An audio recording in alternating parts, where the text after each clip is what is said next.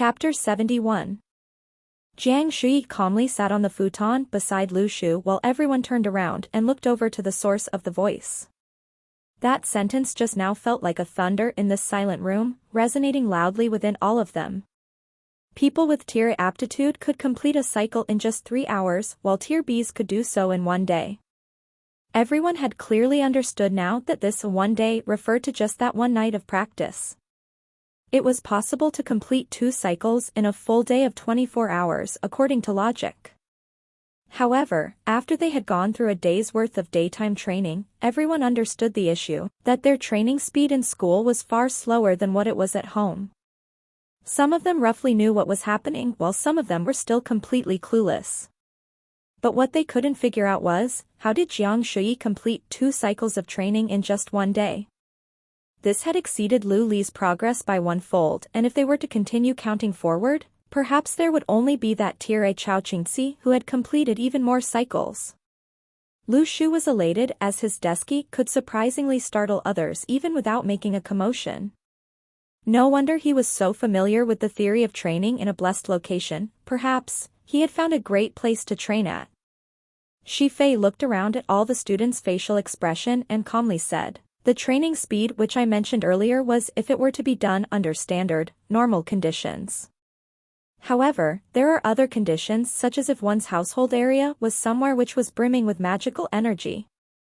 Locations blessed with magical energy will not only allow your training progress to be multiplied but also affect the flora and fauna in the area.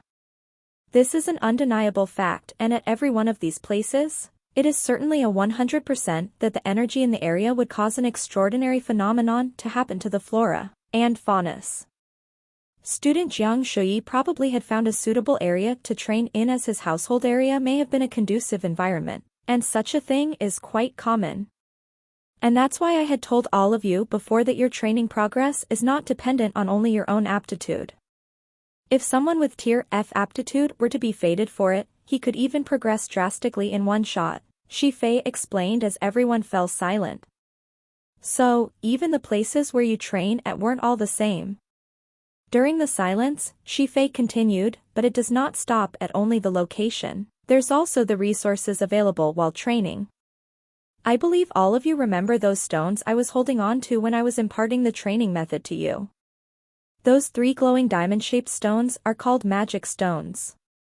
Each one of them contains an immense amount of magical energy within them, and they are easily absorbable by the user. Just by holding on to one of them while you train, perhaps even someone with Tier B aptitude may be able to catch up to the training speed of someone with Tier A aptitude. But of course, there's a limit to how many times you can use it. Other than that, there are also elixirs out there. Food which grows in that area can be utilized for many different reasons, and they are mostly used as elixirs. Good performing students would in time receive some of these, which are regularly proportioned by the country, in order to aid your training journey. Of course, using these elixirs and magic stones do warrant some side effects, and as such, we won't be supplying them in large quantities in case of any mishaps to your training. In the end, everything boiled down to them telling us to be obedient, and they would then feed us with something good. They all understood that elixirs are partially considered as drugs, but what side effects could using these magical stones possibly have? Who knew what kind of quantities they would be distributing the goodies at? Since Lu Shu had Tier F aptitude, he could possibly forget about getting his hands on them. The entire country had over 10,000 students, which were enrolled in the Daoyuan class, and it seemed like there was no way every single one of them would be able to receive something. At this moment, Lu Shu suddenly remembered something which was mentioned on the forum, that many caverns all around the place were being sealed off. Perhaps, could they be mining up all these magic stones? This diamond shape definitely did not seem like its original shape. Perhaps it was carved into such a prism since its shape allowed it to be measured more conveniently. Lu Li was originally the most outspoken, and he had the highest aptitude in the class. Thus, everyone gradually considered Lu Li to be the leader of their pack, as they preferred to gather around him, rather than actually obeying his commands. There was no way the other students would listen to his instructions, since every one of them had their own independent personality, and neither did they owe Lu Li any favors. So why should they even listen to him? There was no such logic. At the very most, everyone would patronize him and agree with him that he's King awesome. There was no way he would remember them when he'd become successful in the future, and it was also impossible for them to feel as though they should stick together with Lu Li. But there was indeed quite a lot of people who gathered around him. It was rumored that the people around Lu Li had already exceeded those of Li Qi's, which irritated Lu Shu quite a bit, and he had almost wanted to make some friends of his own as well. However, with Jiang Shui showing off his dominance in the training field, everyone was dazzled by his surprising performance. All of them wished that if only this guy was an actual chick, how great that would be. Lu Li stayed calm as he pondered about the issue. It's not as if he was poor, and since he could improve his training conditions, why not go ahead with his plan? Upon reaching home tonight, he would have to discuss this matter with his wealthy father urgently, as to how he could find such a blessed location and reap the benefits of this extraordinary flora and faunus. It was at this point that many ordinary people realized something, that the rich were all trying to find these places where the vegetation had mutated. It was only up till the self-study period that Jiang Shui felt rather embarrassed. It's not that I meant to hide this from you, but the truth is that it's inconvenient for me to train together with you. The house that my family bought only has energy barely enough for just myself. However, Lu Shu did not really care about it. Kiki, what level of energy does that house of yours possess? What I meant was, compared to other places. He had asked this question purely to understand the rough idea of this concept. How abundant can the magical energy in one place get? Jiang Shui thought for a while before replying, the highest level in the entire city. Oh, Lu Shu clearly understood now. Firstly, he understood that Jiang Shui's family had someone who was an important figure, and secondly, he had also understood that his family was certainly quite wealthy. Lu Shu suddenly realized that being an important figure did not have to mean that the person was from a family with an old or secretive heritage. He could possibly be someone within the black coats. Lu Shu tried investigating. What department is teacher Shi Fei and rest in? Could it perhaps be called the relevant department? Jiang Shui laughed. What do you mean by relevant department? It's called the heavenly network. With no expressions on his face, Lu Shu replied, it sounds so crappy. From Jiang Shui's distress, plus 29. Jiang Shui thought for a while before deciding to continue his explanation. At the top of the heavenly network, there are the heavenly kings. There are so few heavenly kings, and there aren't even double digits of them right now, and they are the bosses up there. Heavenly kings and the heavenly network, so that's what they were called. So everything they had done against the metahumans in this country was all under instructions of the heavenly network? So how high were the heavenly kings' classes that there weren't even 10 of them yet?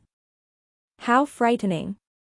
That was why Shi Fei had mentioned before that he had yet to see a magical tool with his own eyes, but he was sure that they did exist. So were all of these magical tools in the hands of these few heavenly kings? Lu Shu was even more certain that someone in Jiang Shui's family was a part of the heavenly network, or else, how could he be so clear about what was going on? Hey, if the selection of members were initially all made from the army, then every Luocheng citizen would know that there were many troops stationed within the country, especially the artillery corps. Perhaps someone within Jiang Shui's family had enlisted in the army and through this channel, joined this prestigious organization. And in this society, it wasn't normal for someone to achieve great things all by himself. Chapter 72. No one knew why someone so good-looking from Daoyuan class would hang out with someone like Lu Shu. Someone from the same school as Jiang Shui previously said that his family background was not normal. Combined with his lead in the road of training, he seemed like a bright and shining star. On the other hand, Lu Shu had the reputation of being unapproachable and also happened to be trailing far behind in training. Even a normal person trailing behind did not have such an extreme reputation.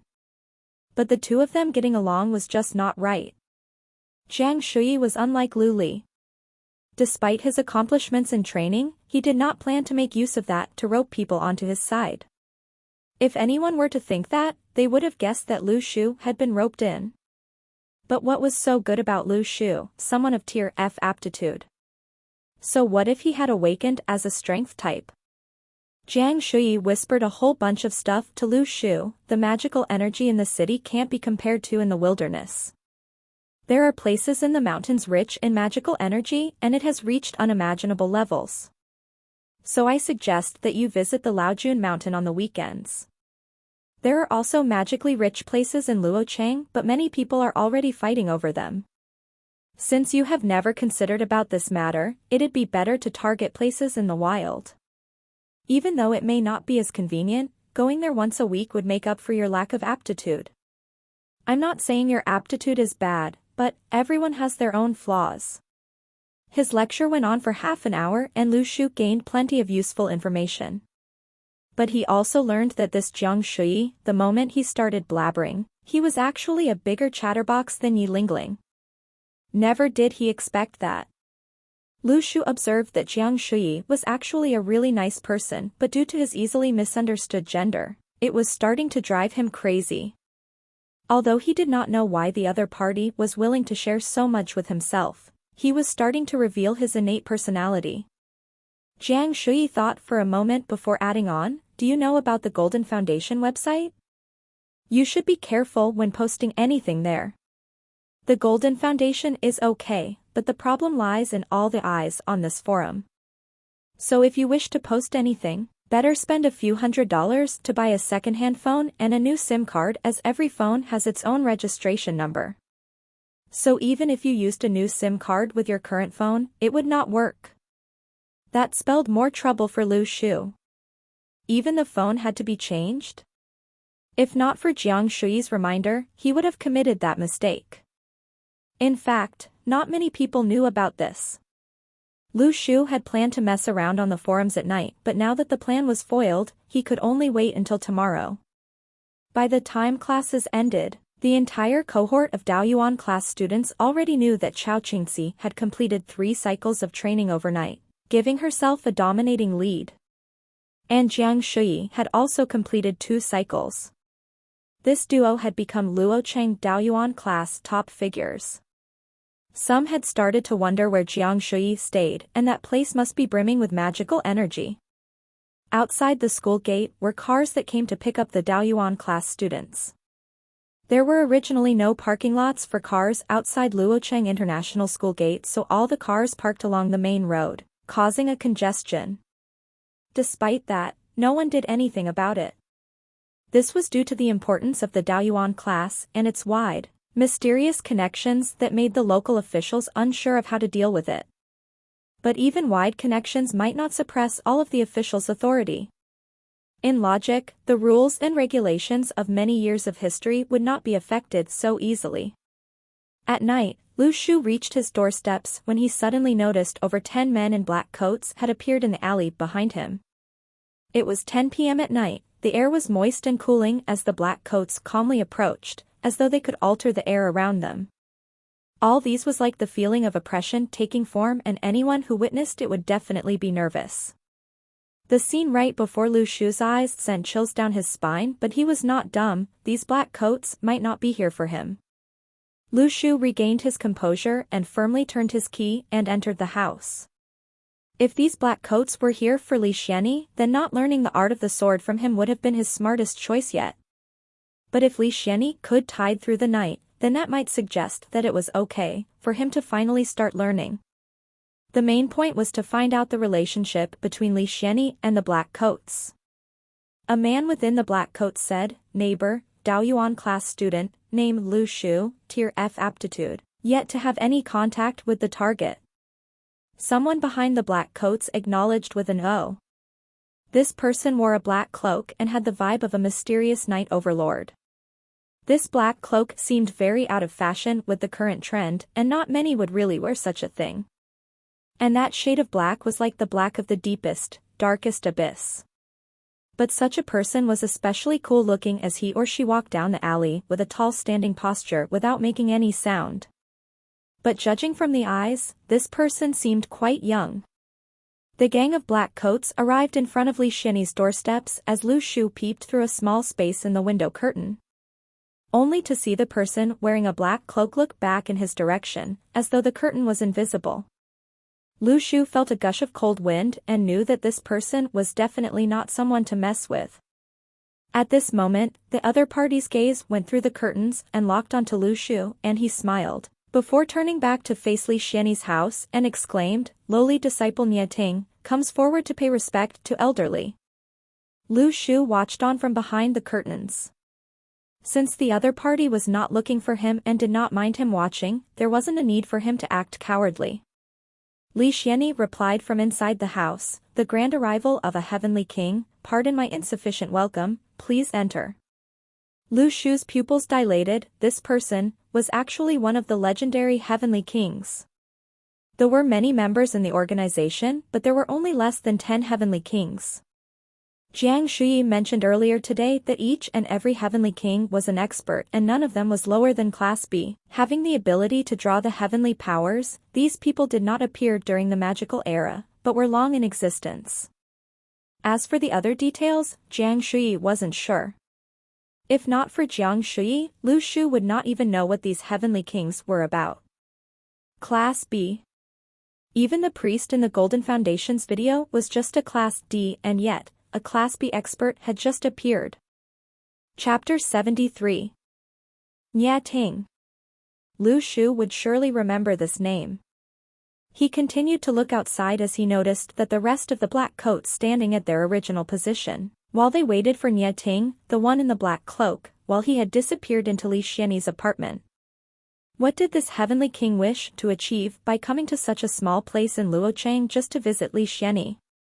Judging from their conversation, it seemed like Li Xianyi was someone who had equal standing as a heavenly king. But the real issue was, who exactly was Li Xianyi? Lu Shu was completely clueless as to what was going on and he had to be extremely careful in the future. Just like today, what if the heavenly kings and the heavenly network actually came here to surround Li Xianyi? Wouldn't he be the one at the losing end?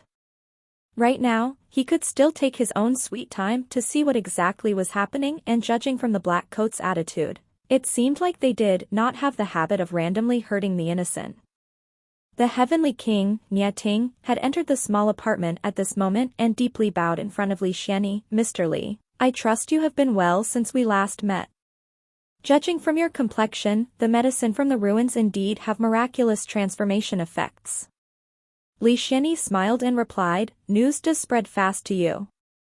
Both parties knew what they actually meant and Li Xianyi felt rather uneasy. While the other countries were still researching up on the metahuman's market value, those within the countries were already classified under the categories of heavenly kings and the heavenly network. And of course, there were many other organizations out there in other countries, but none of them were comparable to the heavenly network, who had gathered everyone with supernatural powers under them. Even if there was someone out there who had done so already, it wasn't performed as perfectly as the heavenly network. Both Li Xianyi and Nye Ting kept silent. Nye Ting's pale, glistening eyes seemed to have emitted a trace of smoke under the warm, dim light. Past memories looked as if it had flashed past Nye Ting's eyes as he said, "Mr. Li, it seems like you have recovered your magical energy. If only you gained them back earlier, perhaps you wouldn't have lost your basic foundations. Everyone has their own fate. So there's no need for regrets," replied Li Xianyi as he was still reluctant to talk more, at least not until he knows the reason why Nye Ting had come looking for him. Nye Ting nodded. With such open-minded people like Mr. Li around, only then would the world be burdened with less hardship.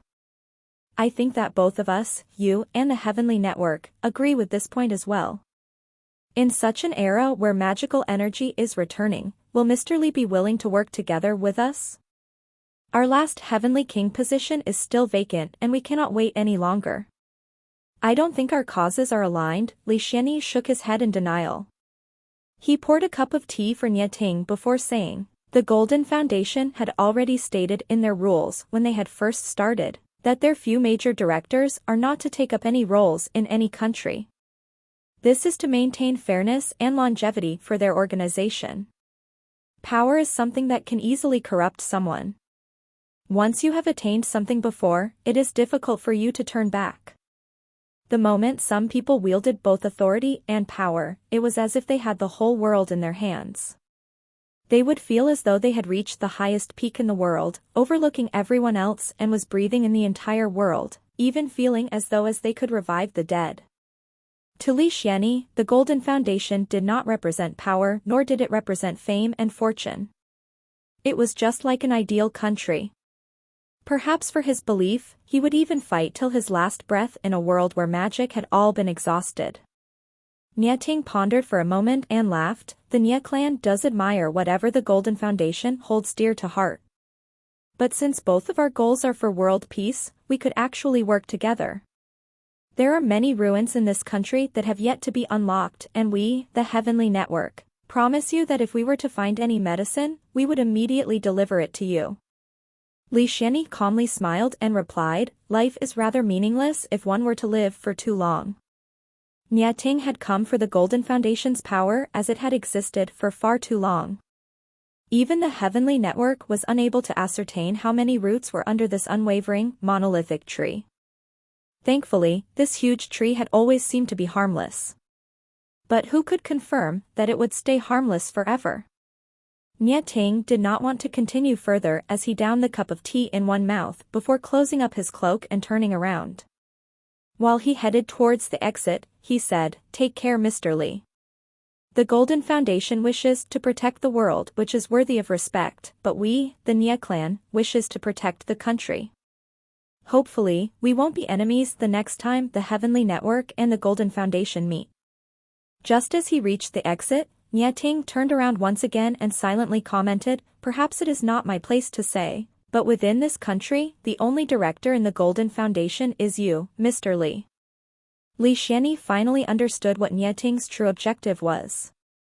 Trying to rope him in was a guise.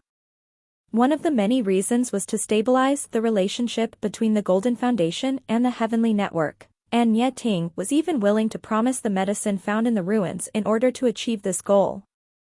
However, their most important objective was to inform Li Xianyi that the major directors of the Golden Foundation were not to step onto the front line. Indeed, everything was to maintain the stability between them. Just one Class B professional was enough to wreak havoc. If he were to enter a country and crippling an entire city, wouldn't even be considered a feat. But of course, the country being attacked would not just sit back and do nothing. Niating had done all this to declare his aggression. Even if they were on friendly terms and that they had respected the Golden Foundation's ideals, their duty was to protect the country. Meta-humans who weren't under their jurisdiction were not welcomed at all. Every professional in the world was now fighting to reach Class A, and the moment someone does that, only then would he be considered to have reached the top of the world.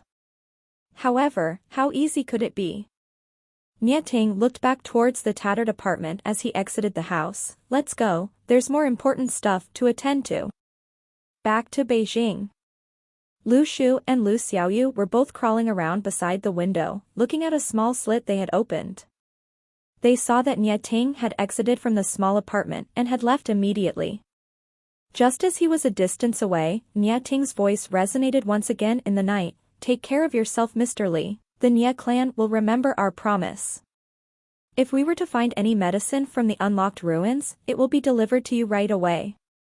Lu Shu suddenly wondered that didn't this heavenly king he had just seen seem as if he was on good terms with Li Xianyi?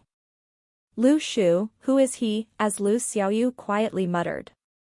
"One of the bosses of the Black Coats. He's a Class B expert," Lu Shu quietly replied. "When can we reach Class B?"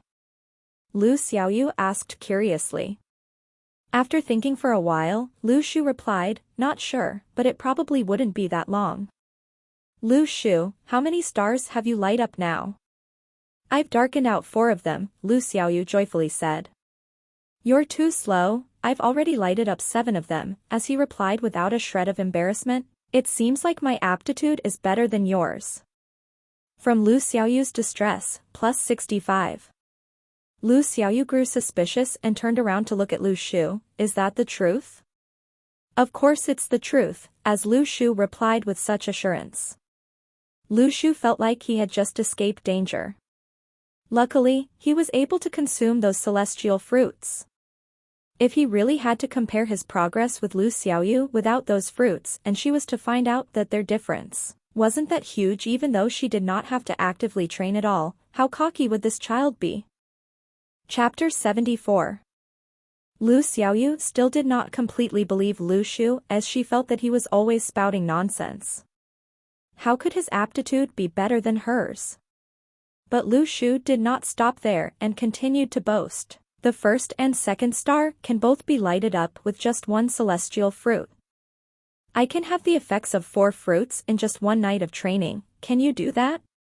In actual fact, Lu Shu had only achieved this training speed after he had completed the first nebula, but this was something Lu Xiaoyu did not know. The little girl looked down in silence as she calculated her own training speed. She could only achieve 2 fruits worth of effects in one night. She did not speak anymore as she felt like she was wrong. From Lu Xiaoyu's distress, plus 199. Upon seeing Lu Xiaoyu in that state, Lu Shu felt rather sorry for her and cleared his throat. Kiki, after completing your first nebula, you can also achieve the same training speed as me. Really, as her eyes sparkled. Whether or not her abilities could become stronger was secondary to her. If her progress speed was too slow, wouldn't the distance between her and Lu Shu increase? People would always say that if the status of the involved parties was not on the same level, the distance between them would slowly increase until they disappear from one another's world. Lu Xiaoyu was continuously thinking that she had ought to keep up with Lu Shu's training speed in order to close the distance between them a little. This way, Lu Shu wouldn't suddenly disappear from her life one day. Wherever Lu Shu went, she would go as well. Lu Shu continued with his usual training procedures that night. At that moment of time, he had reached the point where he needed only 2 more celestial fruits in order to light up the first star in his second nebula. Lu Shu was looking forward to finding out what changes could lighting up the stars in the second nebula bring. The first nebula gave him strength comparable to an E-class. So what could the second nebula offer? Since he had reached a stage where only 2 more celestial fruit was needed, he could achieve that progress in just half a night of training and he did not even need to consume any of those fruits. The night had darkened and the time then was 1 a.m. in the morning. Lu Shu opened up his eyes in his quiet room the moment he had lighted up the first star in the second nebula. He now understood in his heart as to what powers this nebula had to offer. Suddenly, Lu Shu had engulfed himself in a thin layer celestial light according to his intentions. The silver-white light fluidly encircled him until he could not clearly see his own face in the mirror. The celestial light could finally leave his body. Even though they were very active and could move according to his wishes in the past, these celestial light could never leave his body.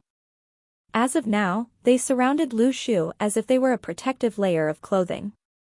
Lu Shu had thought that if he were to meet Liang Che again with this layer of clothing, even if the latter were to go all out and set him ablaze, perhaps he could come out unscathed. This thought was indeed correct as the protection the light provided him were of crucial value. If a D-class, elemental-type metahuman were to stand off against him, they could perhaps be at a disadvantage. However, the power of this celestial light would only increase according to Lu Shu's own growth in power. So, the second nebula provided protective powers. Having brute strength could indeed protect him from physical attacks, but it definitely could not shield him from those elemental-type attacks. If someone were to set you ablaze or electrocute you, could you block these attacks with just your body? No matter how tough your skin was, it couldn't possibly insulate electricity, and now, Lu Shu's life had even more insurance. No, it wasn't just that, Lu Shu felt that his strength had increased as well too. It can't possibly be that this celestial map would continuously increase his strength, right? At this point, according to Lu Shu's calculation, as he progressed further into his training, his strength would follow suit as well. The celestial map was just like the mana as described in the legends. As the powers of the stars increased, the longer he could wield the corpse of the dog and the stronger the protection they provided him with. It felt as though both long-range and short-range combat abilities were all prepared within this map and it sounded really awesome.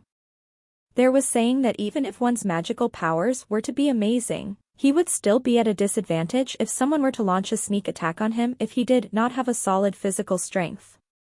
If someone were to assume that Lu Shu was a weak, long-range fighter just because he was wielding his flying dagger in the future, it seems like that person would be at a huge loss, and who knew there were distress points to be earned from that. As Lu Shu was watching the news while he ate his breakfast the next day, it was being broadcasted that the head chief of the first district was visiting another country. It was at this point that Lu Shu had seen Nie Ting standing silently beside the head chief. In the news, Nie Ting looked very calm and he wasn't wearing his black coat but in an all-black western suit. Even though he looked ordinary as he stood by the side, it felt as though he commanded a lot of deterring force. This could be a pre-recorded clip and was only broadcasted now and as such, did not mean that this heavenly king was already out in another country. He was indeed an important figure. Lu Shu suddenly felt that he should learn some swordplay technique from Li Xianyi since he seemed to be on friendly terms with the heavenly kings. If they weren't there to surround him, everything should be fine. Being just a high school student, Lu Shu did not understand much and could not make up what exactly was happening from the situation. Thus, he could only rely on his own judgment to carry out his plans. And Lu Shu's judgment was that it should be fine if he were to learn swordplay techniques from Li Xianyi. Those techniques had to be learned, but the problem was how he could even break the question to Li Xianyi. The ideal situation would be Li Xianyi being the first to extend this offer.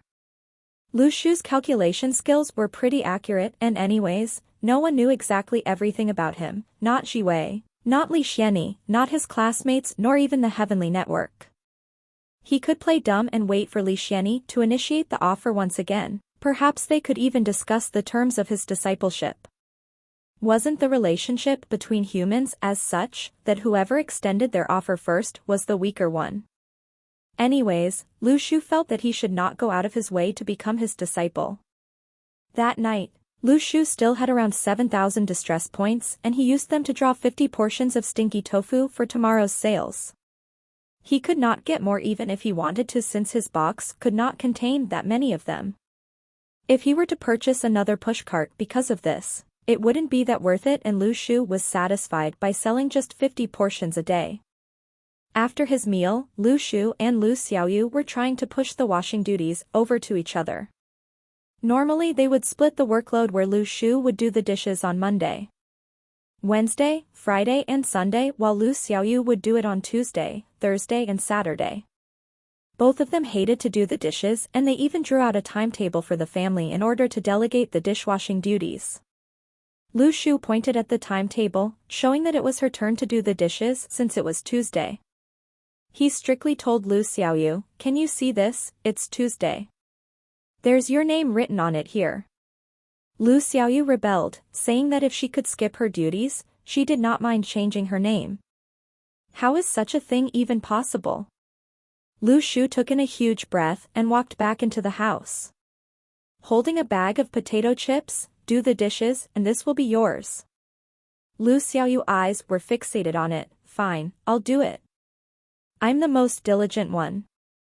"It's because of the potato chips that you're willing to do it, right?" as Lu Shu teased her. "That's not enough, I'm not such a shallow person," as Lu Xiaoyu denied the accusation. "Fine, then we'll start over again. With no chips, will you do the dishes?" "Nope." "Then with the chips, will you do the dishes?" "Yes." Chapter 75. Lu Shu carried his box out as he went off to sell his stinky tofu, leaving Lu Xiaoyu behind to do the dishes. Lu Xiaoyu was humming as she washed the dishes, periodically looking over to the bag of potato chips on top of the counter. After she's done with the dishes, she could have the bag of potato chips all to herself while she was watching her dramas. Thinking of such a scene had left her filled with the happiness of having such freedom. Upon leaving the house, Li Xianyi was yet again practicing his swordplay out in the neighboring courtyard. This time, Lu Shu did not just walk off but instead, stopped to watch. "Hey, Gramps, this swordplay of yours seems to be quite awe-inspiring," as Lu Shu greeted him. Li Xianyi was shocked. Did this kid have such a high aptitude that he could spot that his swordplay was of mysterious origins? In actual fact, when Lu Shu was engulfed in the celestial light last night, he was still worried whether Li Xianyi would be able to sense it from him. However, from this, it seemed like he could not tell at all. This thing was just like a natural, original part of life, and it wasn't any different from the usual life force and strength of a person. Li Xianyi paused and asked, "Do you wish to learn it?" Even though his physical condition had been great lately, he still had this sense of urgency. His foundation had already eroded, and that was a fact which cannot be ignored. But instead of choosing to run away from it, Li Xianyi had decided to face the reality. Since things had already developed till this stage, he had to make plans for the future. Lu Shu gave him an awkward look and replied, "I do wish to learn from you, but it seems like our timings do not match and it'll be difficult." Li Xianyi smiled and said, "Tell me your problems, I can help you solve them." In his mind, Lu Shu's greatest trouble would be his financial situation. Even as an orphan who had to grow up whilst supporting his younger sister, he had never given up once, no matter how tiring, miserable and embarrassing he felt. Li Xianyi did mention to the auntie that the reason he wanted to take Lu Shu in as a disciple was due to his aptitude for ability. However, that was just a part of the reason. What he appreciated the most was Lu Shu's personality.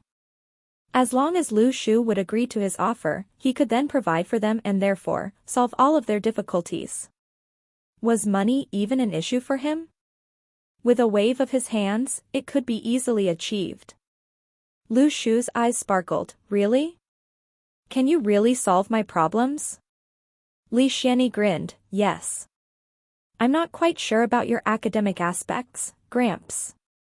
"How is it?" "There's nothing I do not know," as Li Xianyi proudly claimed. "That's great," as Lu Shu's eyes gleamed. "So my issue is that I have to spend a lot of time supervising Lu Xiaoyu's revision and I'm unable to leave her side the entire night. If you could supervise her studies in the morning, that would be great." Supervise Lu Xiaoyu's studies? So that was your hardship? It wasn't that you were financially inadequate? Compared to what he was thinking of, it wasn't exactly the same. Having a class B expert to babysit a child? Li Xianyi? From Li Xianyi's distress, plus 291. Were the class Bs powerful? Of course they were. Currently, no one in this whole world had ever heard of someone reaching a class who could link the heavens and earth. But now, a class B expert like Li Xianyi had to babysit a child. Lu Shu had already thought about this question a long time ago, and even though Lu Xiaoyu had powers now, she couldn't possibly do without education. The education Lu Shu was referring to wasn't the diplomas or degrees, but rather, a basic knowledge of oneself, as he did not wish for her to be lacking compared to the other children. As of now, Lu Xiaoyu's household register was with the orphanage and he did not have enough money to get her out. Even so, a certification was needed in order to get her out. The best result right now was to have someone to help him look over Lu Xiaoyu in the daytime, or else she would be slacking around at home alone, secretly watching her dramas. Just as Lu Xiaoyu had finished doing the dishes, she was about to eat her potato chips and watch her drama. However, Lu Shu shouted from just outside the house, Lu Xiaoyu, come out, come out." She placed her chips down and ran out, only to see Lu Shu and Li Xianyi standing outside. Lu Shu joyfully said to Lu Xiaoyu, "When I'm not at home, all you do is to watch your drama series. Starting from now, you will go to Gramps' house in the day and he will supervise your revision." Lu Xiaoyu, who was already prepared to watch her series, looked as though she had suddenly received a shock. From Lu Xiaoyu's distress, plus 666. Li Xianyi stood by the side looking at Lu Shu as he planned out everything within a moment. This child. He had not even agreed to anything yet. Lu Shu turned around and said to Li Xianyi, "Sorry to trouble you, Gramps. Please guide her along with her homework in the day and I'll be able to focus on learning the swordplay techniques from you in the night." Li Xianyi felt uneasy at that moment. "You don't have to learn anything anymore, your plans have already succeeded."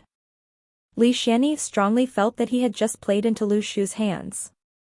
It wasn't that Lu Shu was smarter than him, nor was he smarter than all the opponents he had faced before. However, even with his previous opponents, everyone played within the rules.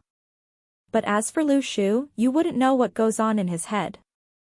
Lu Xiaoyu, if you are being disobedient, I won't cook tomato eggs for you for half a year, as Lu Shu threatened. At that moment, Lu Xiaoyu's face sank down towards the ground. Lu Shu had nothing to worry about since both Auntie and Gramps were longtime neighbors with them, and although they had yet to interact much with Gramps, Auntie did seem like a good person. Li Xianyi saw that Lu Xiaoyu could not help but laugh upon seeing his facial expression.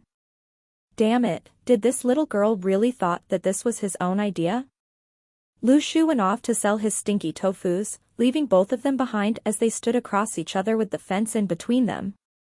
Auntie came out of the house with the intentions to sun-dry her clothes, and as she witnessed the situation, she joyfully said, Xiaoyu, come here, Auntie has made some sweet potato for you. Lu Xiaoyu, looking like a good-for-nothing, replied, is it red or white inside? Those that were white inside were much more watery and did not contain as much starch content as the red one. As such, it wasn't as sweet and its texture wasn't as good as those that were red inside even though it had a higher cellulose content. But she did not care so much about these, and all she knew was whether or not it was tasty. Lu Xiaoyu finally decided that the existence of sweet potatoes which were white inside defies humanity. Could food which was not delicious even be considered as food? Red, as Auntie smiled. She had always been rather fond of Lu Xiaoyu. When it was time for him to actually help out Lu Xiaoyu with her homework in the afternoon, Li Xianyi finally knew much effort was needed to help look after a child. In this little girl's mind, nothing really seemed to be normal at all. Li Xianyi had even seriously reconsidered whether his choice to teach Lu Shu swordsmanship was a right one. There was a table standing in the middle of the courtyard and it was entirely filled with Lu Xiaoyu's textbooks and all of them were hand-me-downs from Lu Shu. On the cover page of these books, someone had neatly written the two words Lu Shu, and the books were already filled with notes inside. Ji Wei had mentioned to Auntie before that Lu Shu's results were rather outstanding ever since he was younger. Currently, it seemed like this teenager had indeed put in substantial amount of effort and soul into it, and one could from these notes. They were written neatly in straight lines, perhaps even too straight, as his sense of stubbornness showed itself. Li Xianyi had unintentionally opened up a mathematics textbook and saw that on the bottom of the cover page, an odd sentence was written there, in order to kill someone, one only needs a technique with the knife, but in the endless pursuit of knowledge, one has to start from the bottom of his heart, then will he achieve glory.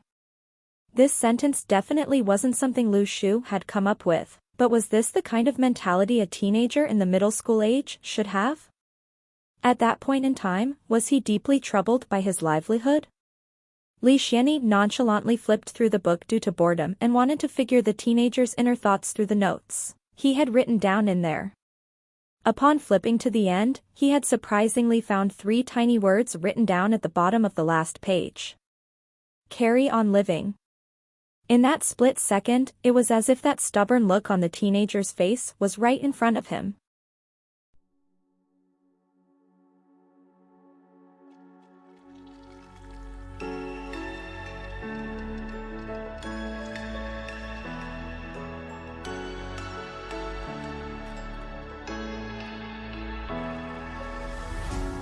What does it mean to be happy?